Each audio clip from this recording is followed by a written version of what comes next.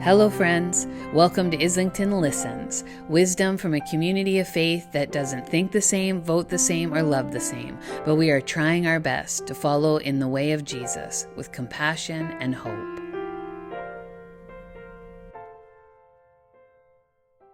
Good morning. Good morning. Oh, we're going to talk about hospitality, and I just want to say before I start, I have received such warm hospitality this morning. Thank you for that. I think 40 people have said good morning to me so far, and I know there's more to come, so thank you so much for that. So I'm truly grateful to be with you today in this space. My name is Reverend Angie Hocking, and I serve as a community minister for the United Church in Regent Park in the downtown east. When Maya invited me to join you, I was so thrilled to hear that you're exploring Christine Pohl's book, Making Room. I have long admired Dr. Pohl's work. As someone who's spent the last almost 18 years working alongside the poor and marginalized in Toronto, her teachings have made a huge impact on me. And 9 years ago, I actually reached out to Dr. Pohl to tell her how much I appreciated her work, and I wasn't expecting much of a response in return. But to my surprise, she replied the same day, offering to meet me for coffee on her next trip to Toronto. We did that a couple months later, and our conversation was not only inspiring, but also was the beginning of a meaningful connection. Over the next couple of years, she continued to follow up with me, checking in with me on my new baby, inviting me to attend her courses at her seminary, and arranging to meet with me again in the future. Christine embodied the hospitality that she taught. She took the time to engage with this random fangirl in Toronto, truly welcoming me into her world, recognizing my worth, expressing interest in what I had to offer, and encouraging me on my journey. Though we eventually lost touch over time, when I learned of her passing last year, I felt both grief and deep gratitude for the wisdom and time she had offered to even me. Now, our gospel reading today is part of the Sermon on the Mount, and the audience would have been familiar with Jewish teachings about reliance on God and God's provision, as we heard in Exodus. Jesus is building on that foundation. Many people listening would have been living in poverty, and the Roman Empire's economic and political systems of the day created great anxiety for these folks. Instructions of not to worry would have been a hard pill to swallow. Jesus was also highlighting a relational aspect of faith, one which was not really often discussed at the time, inviting his followers to see God not just as an overseer, but also as a loving parent that cares about their needs. Now, while the passage implores us as well not to worry, let's be real, the practice of hospitality can spark in us a lot of apprehension and uncertainty. Anyone that says to me hospitality is easy tells me that either they have not truly practiced it or they have an entirely different interpretation of that word. So in my short time with you this morning, I would like to build on two concepts from Dr. Pohl's comments in chapter 7 that are imperative to me in my own journey. The first is to explore a bit about the difference between charity and hospitality. And the second is about embracing exclusion as a boundary, so long as we are truly engaging in hospitality and relationship with one another first and foremost. So first, charity and hospitality. So to put it simply, charity alone, that is our common understanding of that word, is often transactional. Charity is generally on our own terms. We have full control about how we engage with charity, often informed by our own needs and desires. We dictate the terms and conditions, sometimes unintentionally reducing those in need to mere recipients of our goodwill. This often shows itself in a very transactional relationship where we give and they receive.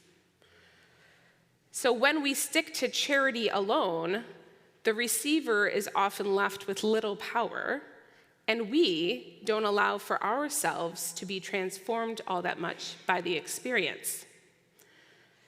Now, it's clear that charity does have its place.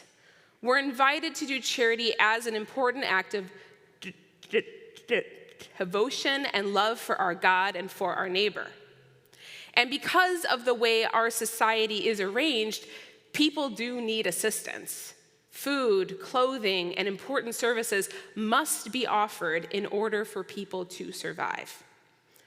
However, I believe charity was not the ultimate destination, but was actually the tool given to us to help us move into spaces where we can then genuinely engage with one another across social and economic classes. Because the poor then become not just passive recipients, but active participants, sharing their own gifts and perspectives just like we do. Christine says in her book that, quote, "One great reason why the rich in general have so little sympathy for the poor is because they so seldom visit with them. They do not understand how the other one suffers. They keep out of the way of knowing it, and they plead their voluntary ignorance as an excuse for their hardness of heart," end quote. So charity is that tool that teaches us how to see, and yet charity alone can in fact feed into those power dynamics that still keep us at arm's length from each other. But hospitality, in contrast, starts with charity, but then calls us into community together, fostering a deeper connection that ultimately reshapes our understanding of one another. When I met Zara last year, she was merely a recipient of my charity work. I found her a coat, and I even helped her with housing. She was the one that needed me, and I was in the position of power. But as we began to spend more time together, getting coffee, taking walks, having meals, in that time, I learned more about her story and observed her incredible resilience. I also watched as she engaged with others around her, always with compassion and kindness and patience. I realized that I needed more Zara in my life. She began to volunteer in various ways.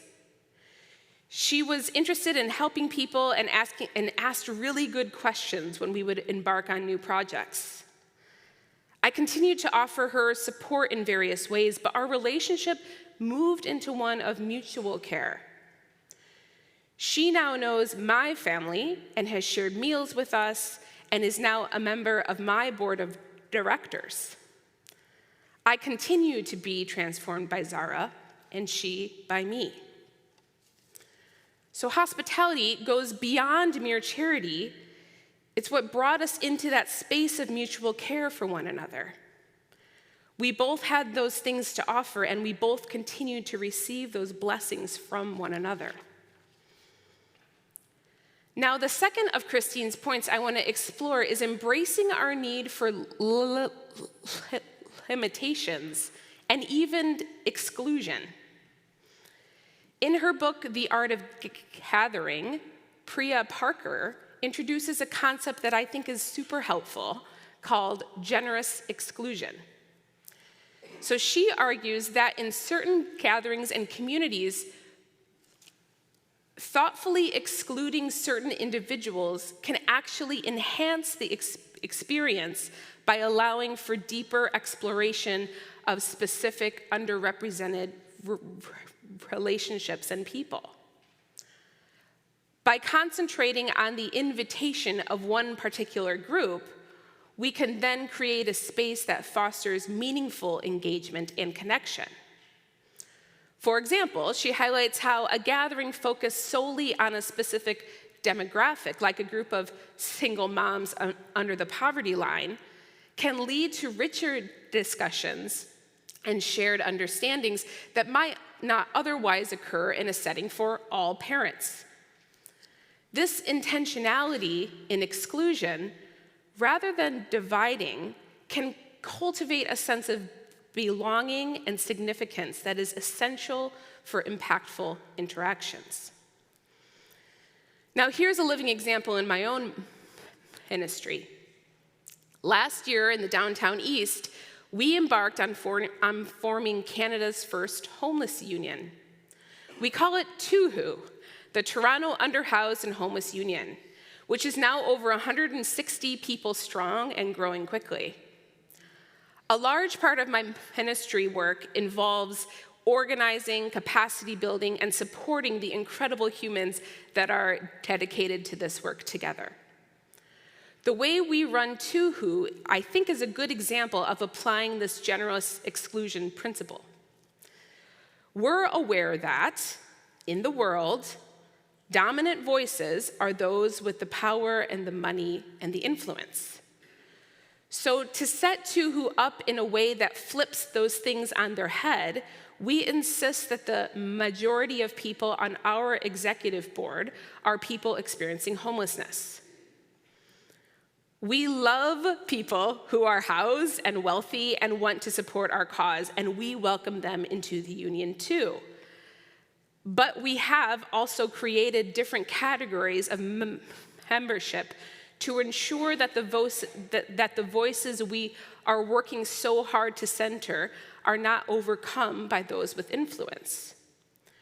The community voted to make a position called Community Ally, which is a specific union role that is for people without lived experience of poverty, which doesn't have voting privileges, but does allow for people who are interested in supporting the work of the community to assist with their time and their talents and their gifts without running that risk of taking over. So far, our approach has proved successful in keeping the power where it needs to be, with those experiencing poverty. Ultimately, Pohl's work shines this light on the belief that our resources are scarce, which leads us to approach generosity from a sense of hesitance and fear. She argues that scarcity mentality often clouds our judgments, causing us to hold back from sharing what we have even before we initiate spaces of connection. We can get lost in those what-ifs of hospitality before we even start. And Pohl warns us that there is a danger zone that we can't get stuck in there. She invites us to see the abundance that's already present in our communities and the incredible potential for mutual support and connection that's all around us. Sharing, then, becomes less of a transaction and more of a celebration, a vibrant expression of our resources and our relationships. In closing, I'm going to share one more story. I had been involved in some advocacy work last year around refugees experiencing homelessness. At the time, we were desperately trying to find indoor options for people arriving from war-torn countries, moms with babies who just fled extremely violent situations, young men who narrowly escaped death. They would arrive here only to find themselves on the cold concrete in front of 129 Peter Street. Refugees were being told that shelters were for, quote, Canadians only, and were being turned away. So we brought media attention to the issue, we advocated for immediate shelter spaces to be opened, and we connected with local people who were eager to help in whatever way they could.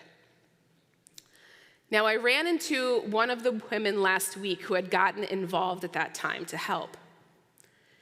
She shared with me that a year ago, when her family began to share their home with refugees, They were always preoccupied with their own finances, their renovation projects on the go in their large home, and about not having enough.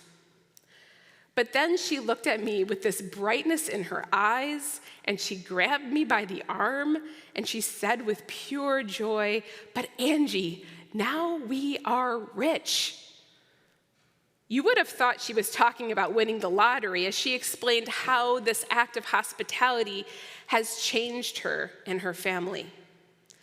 Now, to be clear, she wasn't charging anyone a thing, and they were offering free room and even daily community meals. She explained that it didn't mean that there was not hard days, and finances were even a little bit tight at times. It didn't mean that she didn't have issues she had to face. For instance, she told me about one housemate that ended up needing a lot of extra specialized care and support. She also spoke of the boundaries she had to put in place for her kids and for herself.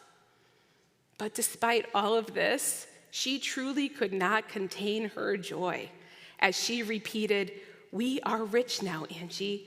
We are rich." Now that is someone transformed by hospitality.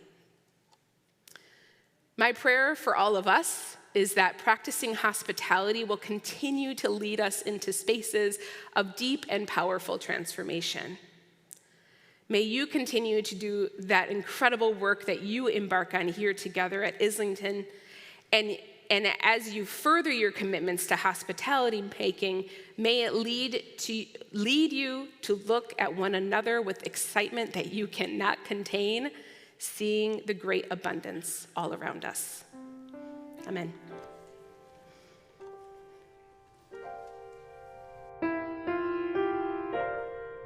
Thanks for listening, friends. For other ways to connect, go to islingtonunited.org.